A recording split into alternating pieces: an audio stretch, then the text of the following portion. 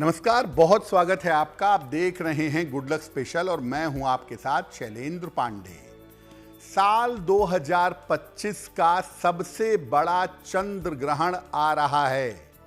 इस चंद्र ग्रहण का प्रभाव देश दुनिया पर कैसा पड़ेगा, आपकी राशियों पर इसका कैसा प्रभाव पड़ेगा, आज इस विषय पर बात करेंगे। इसी चंद्र ग्रहण के साथ आरंभ हो रहा है पितृपक्ष।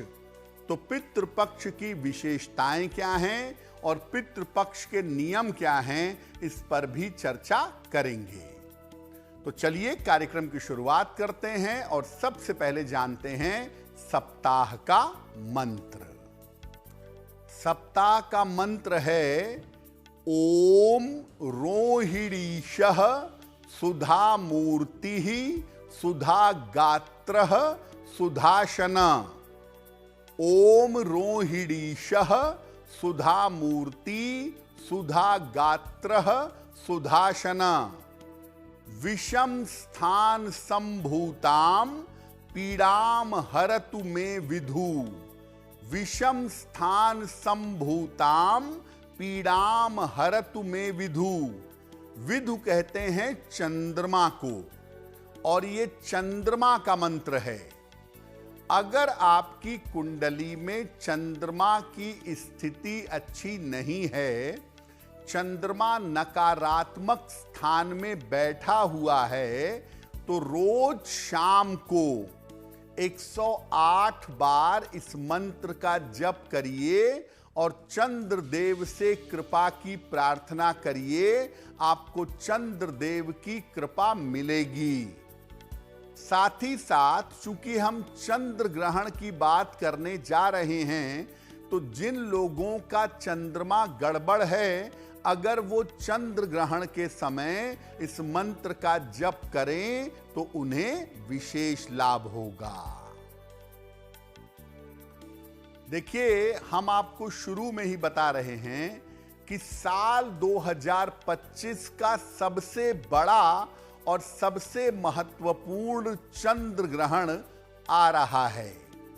तो सबसे पहले ये समझते हैं कि इस बार के चंद्र ग्रहण की पूरी स्थिति क्या है, इसका महत्व क्या है। देखिए, ये चंद्र ग्रहण साल 2025 का पूर्ण चंद्र ग्रहण है। इसकी शुरुआत हो रही है 7 सितंबर को। ये ग्रहण 7 सितंबर की रात को 8:58 पर आरंभ होगा और ये बिल्कुल परफेक्ट ग्रहण होगा, कंप्लीट होगा, पूर्णता पर होगा रात के 11:41 पर। 7 तारीख की मध्यरात्रि बीतने के बाद जब 8 सितंबर आ जाएगा, तो 8 सितंबर को प्रातः 2:25 पर यह ग्रहण समाप्त होगा। यानी ये ग्रहण 7 तारीख को रात 8:58 पे शुरू होगा और मध्यरात्रि के बाद 2:25 पर समाप्त होगा। ज्योतिष के अनुसार ये ग्रहण आरंभ होगा कुंभ राशि और शतभिषा नक्षत्र में, और इस ग्रहण का समापन होगा कुंभ राशि और पूर्वा भाद्रपद नक्षत्र में। ये जो पूर्ण चंद्र ग्रहण है, ये भारत वर्ष में दृश्य होगा, यानी भारत में ये ग्रहण दिखाई देगा। ये ग्रहण लग रहा है कुंभ राशि में, और कुंभ राशि स्थिर राशि है। इसीलिए स्थिर राशि में ग्रहण होने के कारण इसका प्रभाव लंबे समय तक दिखेगा। लगभग अगले 3 से 6 महीने तक इसका प्रभाव दिखाई देगा। तो एक तो ये चंद्र ग्रहण पूर्ण चंद्र ग्रहण है और दूसरा स्थिर राशि में लगने की वजह से ये ग्रहण बहुत शक्तिशाली हो गया है और इस ग्रहण का प्रभाव देश दुनिया पर और राशियों पर लंबे समय तक पड़ता हुआ दिखाई देगा। अब ये जानते हैं कि इस चंद्र ग्रहण की सावधानियां और नियम क्या हैं। देखिए, ये ग्रहण भारतवर्ष में दृश्य होगा, भारतवर्ष में दिखाई देगा। ग्रहण जहां पर दिखाई देता है वहां पर सूतक के नियम लागू हो जाते हैं। चूंकि भारत में ये ग्रहण दिखेगा इसलिए इसमें सूतक के सारे नियम लागू होंगे। सूतक के नियमों में होता है कि मंदिरों के कपाट बंद हो जाते हैं, भोजन करना सोना मना हो जाता है, उस समय में भगवान का भजन कीर्तन किया जाता है और कोई सांसारिक काम नहीं किया जाता। सूतक का आरंभ होगा 7 सितंबर को दोपहर 12:18 पर और सूतक का समापन होगा 12 बजे के बाद 8 सितंबर को अर्ली मॉर्निंग 1:26 पर। यानी 7 सितंबर को दोपहर 12:18 पे शुरू होगा सूतक और 8 सितंबर को मध्यरात्रि के बाद 1:26 पर सूतक समाप्त हो जाएगा। सूतक काल में प्रयास करें कि आप कोई आहार ग्रहण ना करें। इस समय में जिस भी ईश्वर के स्वरूप की उपासना करते हों उसकी उपासना करना अच्छा होगा। जब ग्रहण लगता है तो सबसे ज्यादा डराया जाता है गर्भवती महिलाओं को। ग्रहण मत देखो, कैंची मत चलाओ, चाकू मत छुओ, सो नहीं, टहलते रहो, तमाम दुनिया भर की बातें बताई जाती हैं। देखिए, होता क्या है, गर्भवती महिला का मन बच्चे के मन के साथ जुड़ा होता है गर्भ में। तो अगर गर्भवती महिला निगेटिव सोचेगी कि ग्रहण का उस पर या बच्चे पर बुरा असर पड़ेगा तो जरूर पड़ेगा। लेकिन अगर गर्भवती महिला चिंता ना करे, भगवान का नाम ले, आनंद से प्रसन्न से रहे तो कुछ नहीं हो सकता। तो मैं ये कहूंगा कि गर्भवती महिलाओं को ग्रहण काल में उल्टी सीधी बातें जो बताई जाती है ना, उस पर दिमाग मत लगाइए, नकारात्मक चिंतन से बचिए। घर में जो पका हुआ अन्न है और जो जल है, सूतक काल के पहले उसमें तुलसी दल डाल करके रख देना चाहिए। ग्रहण के जो नियम हैं वो बीमारों पर, वृद्धों पर और बच्चों पर लागू नहीं होते। यानी सूतक में जो भोजन ग्रहण नहीं करना है वो आप बच्चों को नहीं समझा पाएंगे। जो बहुत बीमार है, जिसको दवा खानी है, जो बहुत बुजुर्ग है, उसको भी नहीं समझा पाएंगे, मैनेज नहीं कर सकते। तो इसलिए जो भोजन वो करें उसमें तुलसी के पत्ते डाल दिए जाएं, जो जल पिएं उसमें तुलसी के पत्ते डाल दिए जाएं और फिर वो ग्रहण कर सकते हैं। तो सूतक के जो नियम हैं ये बीमारों पर, वृद्धों पर और बच्चों पर लागू नहीं होंगे। देखिए, ग्रहण लग रहा है कुंभ राशि में और कुंभ राशि बाधक राशि है। नेचुरल बाधक राशि मानी जाती है कुंभ, और बाधक राशि में ग्रहण का लगना भयंकर प्रभाव दिखा रहा है। तो सबसे पहले जानते हैं कि इस चंद्र ग्रहण का अगले 3 से 6 महीने तक दुनिया पर कैसा प्रभाव पड़ेगा। देखिए, पश्चिमी देशों में जैसे अमेरिका में और मध्य एशिया में समस्याएं बढ़ सकती हैं। मिडिल ईस्ट में मिडिल एशिया में पश्चिम देश, खास तौर से अमेरिका, वहां पर समस्याएं बढ़ सकती हैं। पाकिस्तान में जो पंजाब का इलाका है, वहां पर थोड़ी अशांति रह सकती है। प्राकृतिक आपदाओं की संभावना भी बनेगी और जो समुद्र तटीय इलाके हैं, वहां पर आफत ज्यादा आ सकती है। चूंकि वायु राशि में ग्रहण लग रहा है, इसीलिए वायुयान दुर्घटना और अग्नि से आपदा हो सकती है।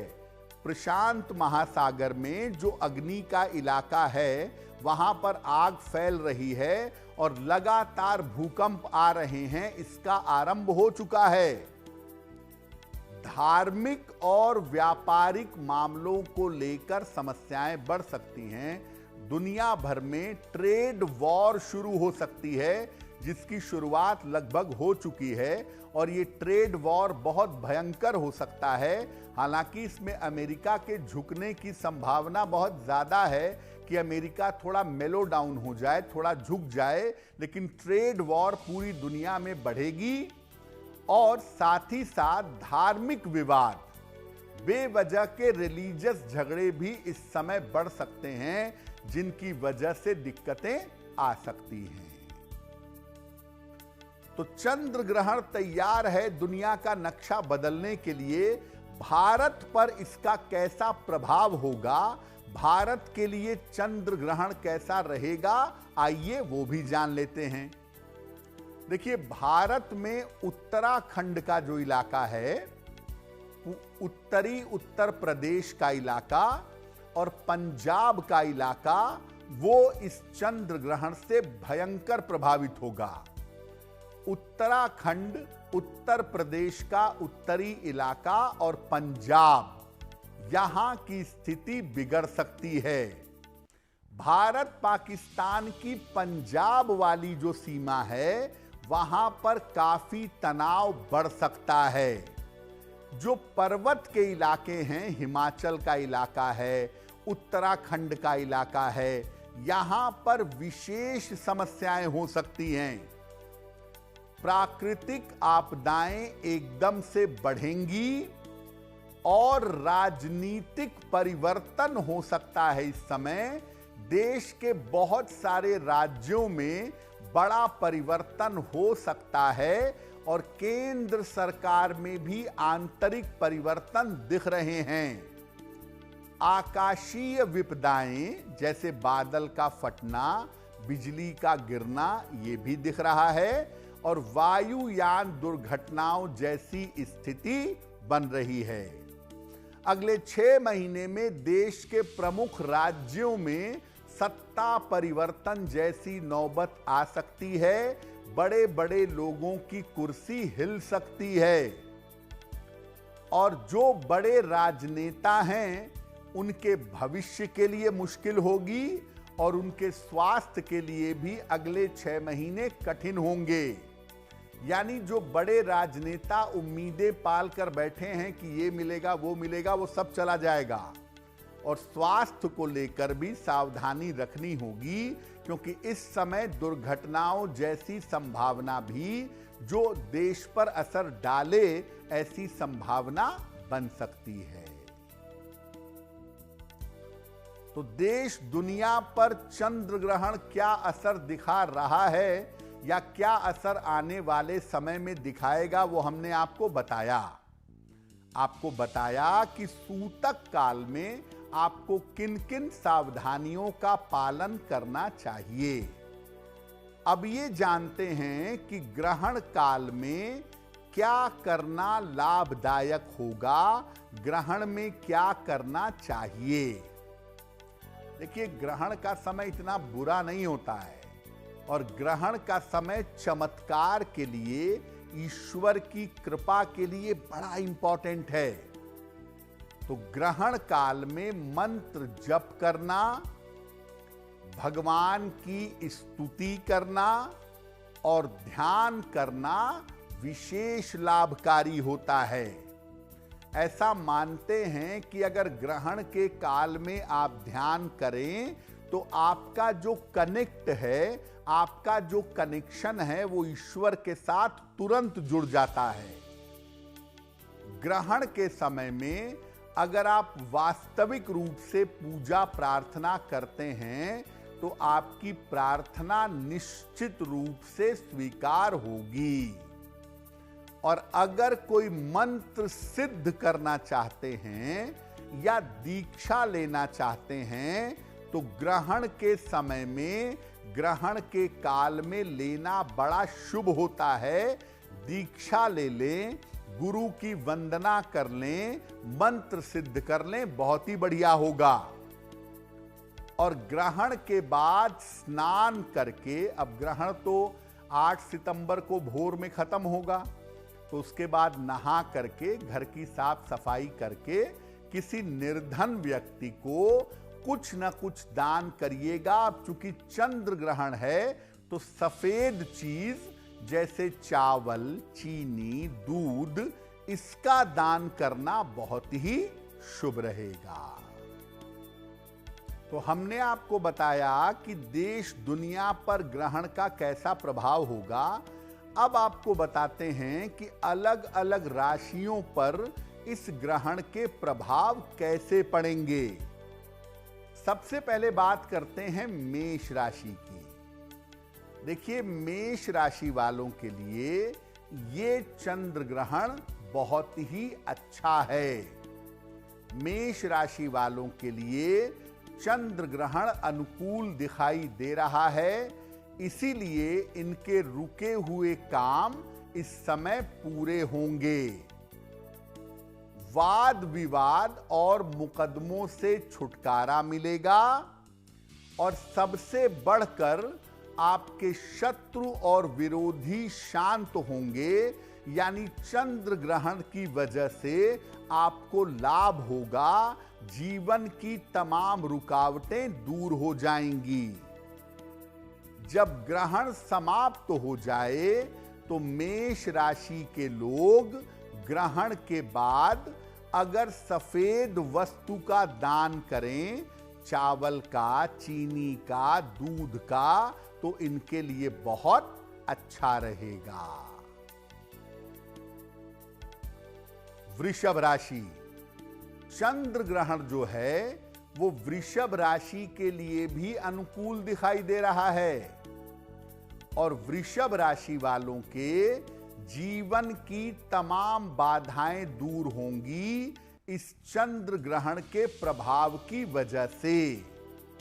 आपके करियर में इस समय परिवर्तन अवश्य होगा और करियर में लाभकारी परिवर्तन होता दिख रहा है। धन संपत्ति की अगर कोई समस्या है, धन संपत्ति की अगर कोई मुश्किल है तो वृषभ वालों की वो समस्या भी हल होगी। वृषभ राशि के लोग ग्रहण के बाद सफेद मिठाई का अगर दान करें तो चंद्र ग्रहण का फायदा आपको ज्यादा प्राप्त होगा, आप ज्यादा लाभ उठा सकेंगे। मिथुन राशि, चंद्र ग्रहण का प्रभाव आपके लिए बहुत अनुकूल दिखाई नहीं दे रहा है, तो मिथुन राशि के लोग अब अपने स्वास्थ्य का ध्यान रखें। कोई मुकदमा ना हो, कोई विवाद ना हो, इसका भी ध्यान रखें। इस समय मिथुन राशि वालों के संतान पक्ष को समस्या हो सकती है, जिसका ध्यान बनाए रखना जरूरी होगा। और मिथुन वाले अगर किसी यात्रा पर जा रहे हैं तो यात्राओं में विशेष सावधानी बनाए रखेंगे। इस समय यात्रा को लेकर के मिथुन राशि वालों को अलर्ट रहना चाहिए। चंद्र ग्रहण के समाप्त हो जाने के बाद मिथुन राशि के लोग अगर दूध का दान कर दें तो इनके लिए बेहतर होगा। चंद्र ग्रहण की मुश्किलें आपको ज्यादा परेशान नहीं करेंगी। कर्क राशि, चंद्र ग्रहण का प्रभाव कर्क राशि वालों के लिए ज्यादा नकारात्मक दिख रहा है। और कर्क राशि वालों की बात करें तो इस चंद्र ग्रहण की वजह से आपको शिक्षा के मामले में, अपने करियर के मामले में काफी मेहनत करनी पड़ेगी। अगर आप लापरवाही करेंगे तो शिक्षा और करियर में दिक्कत होगी। स्थान परिवर्तन के मामले में आपको विचार करना होगा। इस समय ऐसी स्थितियां बनेंगी कि आपका चेंज ऑफ प्लेस होगा, लेकिन सोच समझ कर करिएगा। स्वास्थ्य का अब से लेके 3, 4, 5 महीनों तक कर्क वाले बहुत ध्यान देंगे, क्योंकि आपकी सेहत में दिक्कत आने की संभावना दिख रही है। तो कर्क राशि के अष्टम भाव में ग्रहण लग रहा है, इसलिए कर्क वालों के लिए इसके परिणाम ज्यादा नकारात्मक हैं। कर्क राशि के लोग ग्रहण काल में, जब ग्रहण चल रहा हो, कम से कम ज्यादा न भी कर सकें तो 108 बार नमः शिवाय का शिव मंत्र का जप करेंगे तो बहुत बेहतर होगा। सिंह राशि, चंद्र ग्रहण के परिणाम और प्रभाव सिंह राशि के लिए भी अनुकूल दिखाई नहीं दे रहे हैं। आपके कारोबार में, आपके करियर में, आपके रोजगार में इस समय दिक्कतें आ सकती हैं। व्यापार में नुकसान हो सकता है, करियर में झंझट पैदा हो सकती है। सिंह राशि वाले वैवाहिक जीवन का बहुत ध्यान रखें, और अगर कहीं पर शादी की बात पक्की हुई है, इस समय अलर्ट रहिए, कहीं ऐसा ना हो कि ग्रहण की वजह से शादी होते होते रुक जाए। सतर्क हो जाइए। और फिलहाल कहीं पर पैसा लगाने में, कहीं पर इन्वेस्टमेंट करने में सावधानी रखिएगा। जरा सी लापरवाही से आपका पैसा डूब सकता है, आपको नुकसान हो सकता है। सिंह राशि के लोग ग्रहण के बाद अगर चावल का दान कर दें तो ग्रहण की मुश्किलें, ग्रहण का नकारात्मक प्रभाव आपके ऊपर ज्यादा नहीं पड़ेगा। कन्या राशि, ग्रहण का प्रभाव कन्या राशि वालों के लिए उत्तम दिख रहा है। स्वास्थ्य का जो आपके मामला है वो बेहतर होगा। सेहत में लगातार आपके सुधार होता दिखाई दे रहा है। और इस समय अगर आप एफर्ट करेंगे, आपकी राशि कन्या है, प्रयास करेंगे तो आपके रुके हुए काम पूरे होंगे। शत्रु और विरोधी आपके परास्त होंगे, यानी आपको हर तरफ से करियर में, जीवन में, सेहत में सफलता मिलेगी। इस समय का सही प्रयोग करें। और जब चंद्र ग्रहण समाप्त हो जाए तो सफेद मिठाई का अगर दान कर देंगे तो ग्रहण के परिणाम और भी ज्यादा शुभ होंगे। तुला राशि, तुला राशि वालों के लिए ग्रहण के परिणाम बहुत बेहतर नहीं हैं। करियर में आपके समस्या आ सकती है। लापरवाही करेंगे, अचानक नौकरी जा भी सकती है, काम छूट भी सकता है। लिखा पढ़ी के काम में आपको सावधानी रखनी चाहिए। प्रेम और रिश्तों के मामले में बेवजह का अपयश मिल सकता है। प्रेम और रिश्तों के मामले में इस समय अलर्ट रहना चाहिए। और जब ग्रहण समाप्त हो जाए, चंद्र ग्रहण, तो किसी निर्धन व्यक्ति को अगर चावल का दान कर दें तो काफी हद तक ग्रहण का नकारात्मक प्रभाव कम हो जाएगा। वृश्चिक राशि, चंद्र ग्रहण चतुर्थ भाव में लग रहा है, जो काफी नकारात्मक है। इसलिए वृश्चिक वालों के पारिवारिक जीवन में और आंखों के मामले में समस्या के योग दिख रहे हैं। वृश्चिक वालों का पारिवारिक जीवन डिस्टर्ब हो सकता है और आंखों में समस्या हो सकती है। इस समय लापरवाही करेंगे तो धन और संपत्ति का नुकसान हो सकता है।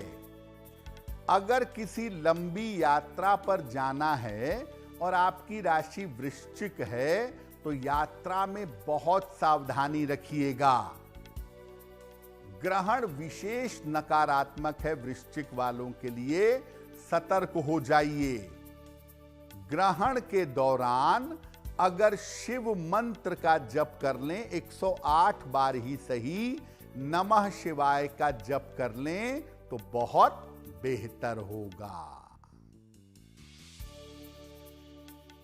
धनु राशि, धनु राशि वालों के लिए चंद्र ग्रहण काफी अच्छा दिखाई दे रहा है और आपको एकदम से अचानक करियर में कोई बड़ा अवसर मिल सकता है।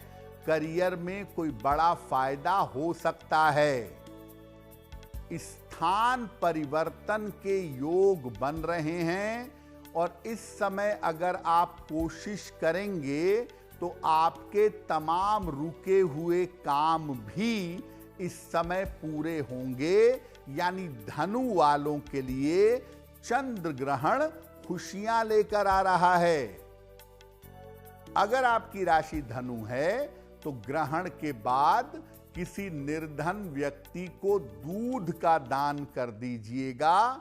ऐसा करने से चंद्र ग्रहण के शुभ परिणाम आपको प्राप्त होंगे। मकर राशि, चंद्र ग्रहण बहुत अच्छा नहीं दिख रहा है आपके लिए, सतर्क रहें। धन का नुकसान हो सकता है, पैसा डूब सकता है, गिर सकता है, चोरी हो सकता है और अचानक से आपके पारिवारिक जीवन में समस्या आ सकती है। इस समय करियर में कोई लापरवाही मत करिएगा, वरना बेवजह मुश्किल में पड़ेंगे, आपको अपयश मिलेगा, आप परेशान होंगे। तो मकर वालों को पारिवारिक जीवन का और पैसे के नुकसान का बहुत ध्यान देना होगा। इस समय वहां पर मकर वालों को दिक्कत हो सकती है।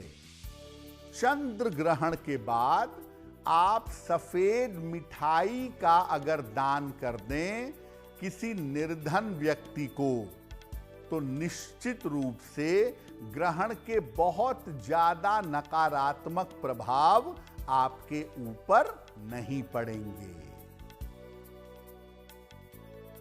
कुंभ राशि, ग्रहण कुंभ राशि में ही लग रहा है, तो कुंभ वालों की अगर बात करें तो इनके स्वास्थ्य का मामला थोड़ा सा गड़बड़ दिख रहा है। माता पिता के और स्वयं के स्वास्थ्य का इनको ध्यान इस समय रखना चाहिए। अगर आपकी राशि कुंभ है तो करियर जैसा चल रहा है चलने दीजिए। करियर में कोई रिस्क मत लीजिए, कोई बड़ा परिवर्तन मत करिए। रिश्तों का मामला, प्रेम का मामला आपको मुश्किल में डाल सकता है। प्रेम संबंधों को लेकर थोड़ा सीरियस हो जाइए। ग्रहण के बाद किसी निर्धन व्यक्ति को अगर चावल का दान कर दें तो ग्रहण के दुष्प्रभाव कम होंगे। मीन राशि, ग्रहण आपके लिए 12वें भाव में है, नकारात्मक ज्यादा है। कहां ध्यान देंगे? स्वास्थ्य और मानसिक स्थिति में आपके लिए मुश्किलें हो सकती हैं। स्वास्थ्य और मानसिक स्थिति का ध्यान दीजिएगा। पारिवारिक जीवन का इस समय बहुत ध्यान रखिएगा, क्योंकि परिवार में बड़े बुजुर्गों के साथ आपस में बेवजह के विवाद हो सकते हैं और इस समय दुर्घटनाओं से सावधान रहिएगा। ग्रहण आपके लिए भी ज्यादा नकारात्मक है, इसलिए ग्रहण के समय में कम से कम 108 बार शिव मंत्र का नमः शिवाय का जप करिएगा, तो ग्रहण का बहुत ज्यादा बुरा असर आपके ऊपर नहीं पड़ेगा। तो हमने आपको चंद्र ग्रहण के प्रभाव के बारे में विस्तार से बताया। अलग अलग राशियों पर कैसा प्रभाव है और क्या उपाय करना चाहिए, ये भी आपने जान लिया। अब आते हैं पितृपक्ष पर। पितृपक्ष का आरंभ हो रहा है, तो सबसे पहले जानते हैं कि पितृ होते कौन हैं और पितृपक्ष क्या होता है। देखिए, हमारे परिवार के जिन पूर्वजों का देहांत हो चुका है, उन्हें हम पितृ मानते हैं। जब तक किसी व्यक्ति की मृत्यु के बाद उसका जन्म नहीं हो जाता, नया शरीर नहीं मिल जाता, तब तक वो सूक्ष्म लोक में रहता है। और ऐसा मानते हैं कि इन पितरों का आशीर्वाद सूक्ष्म लोक से परिवार के लोगों को मिलता रहता है। पितृपक्ष में पितृ धरती पर आकर अपने लोगों पर ध्यान देते हैं और अपने परिवार के लोगों को आशीर्वाद देकर उनकी समस्याएं दूर करते हैं। पितृपक्ष में हम लोग अपने पूर्वजों को, अपने पितरों को श्रद्धा पूर्वक याद करते हैं और उनकी याद में दान और धर्म का पालन करते हैं, धर्म के मार्ग पर चलते हैं, पूजा उपासना करते हैं, निर्धनों को दान करते हैं, उनकी सेवा सहायता करते हैं। इस बार पितृपक्ष 7 सितंबर से आरंभ हो रहा है और 21 सितंबर को पितृपक्ष समाप्त होगा।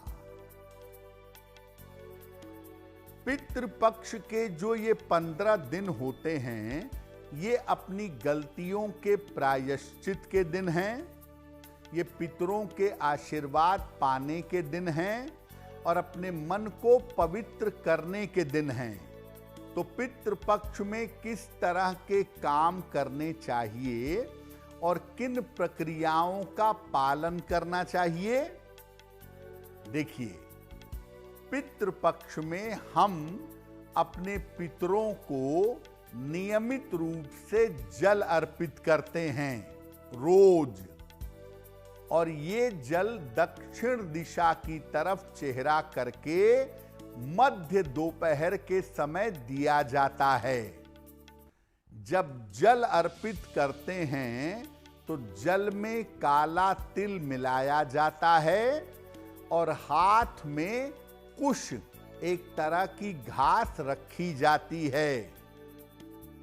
जिस दिन पूर्वज के देहांत की तिथि होती है, तिथि तारीख नहीं, जैसे पूर्वज का देहांत चतुर्थी को हुआ, नवमी को हुआ, दशमी को हुआ, तो उस तिथि पर अन्न और वस्त्र का दान किया जाता है और उसी दिन किसी निर्धन को भोजन भी कराया जाता है।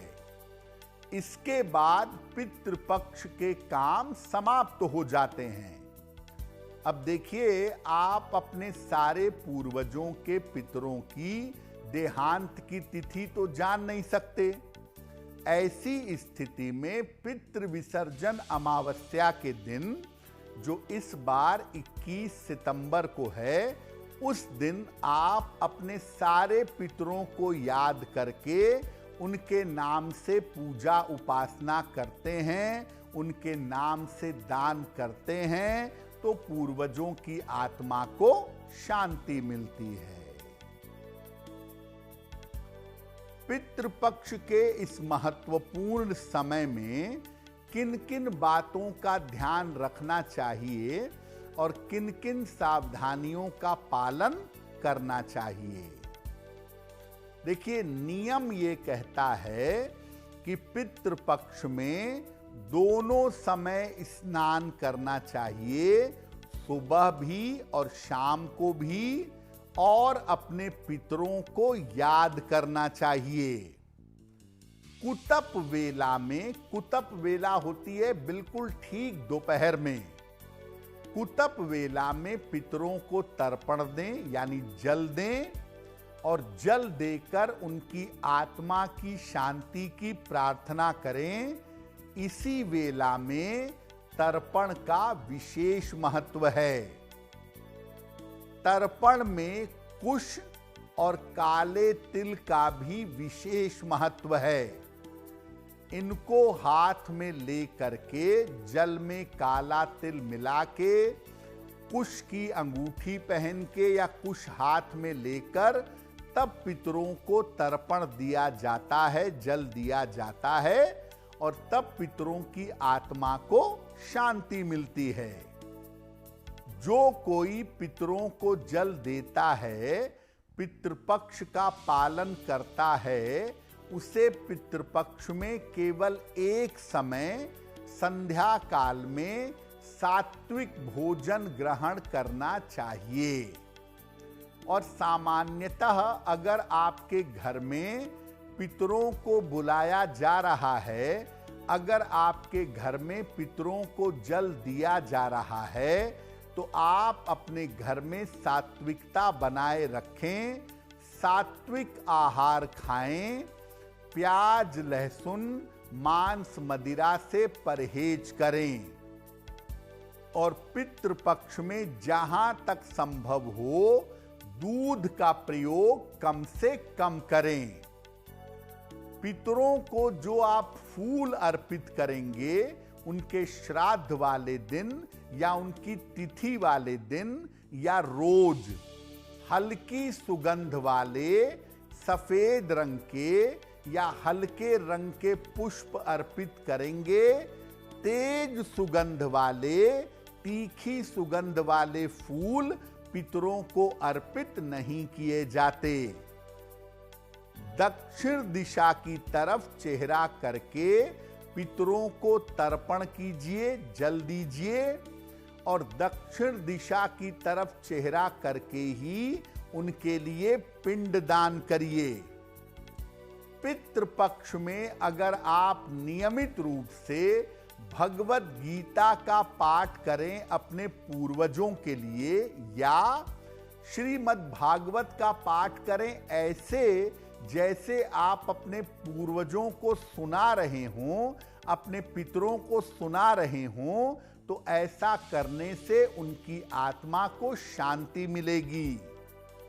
देखिए, ये बात सही है कि पूर्वजों की तिथि के दिन उनके लिए बढ़िया भोजन बनेगा, बढ़िया भोजन निर्धन को खिलाया जाएगा, अन्न और वस्त्र का दान किया जाएगा, संभव होगा तो दक्षिणा भी दी जाएगी। लेकिन हिंदू धर्मशास्त्र ये नहीं कहते हैं कि आप कर्जा लेकर या दबाव में श्राद्ध करिए, कर्जा लेकर या दबाव में पितृपक्ष मनाइए। अगर आपकी कोई सामर्थ्य नहीं है, अगर आप निर्धन को भोजन कराने लायक नहीं हैं, कुछ दान नहीं कर सकते, तो गाय को हरा चारा खिलाइए, और वो भी नहीं कर सकते तो एकांत में जाकर प्रार्थना करिए। अगर आप केवल प्रार्थना भी कर देंगे तो ईश्वर को, पितरों को सब पता है, उससे भी आपके ऊपर कृपा आएगी। लेकिन पंडित जी ने कह दिया था इस प्रेशर में आके, इस दबाव में आके श्राद्ध नहीं करना चाहिए। तो गुड लक स्पेशल में आज के लिए बस इतना ही। आने वाला सप्ताह आपके लिए शुभ हो, मंगलमय हो, इसी कामना के साथ मुझे दीजिए इजाजत। देश और दुनिया की तमाम खबरों के लिए देखते रहिए गुड न्यूज टुडे। नमस्कार।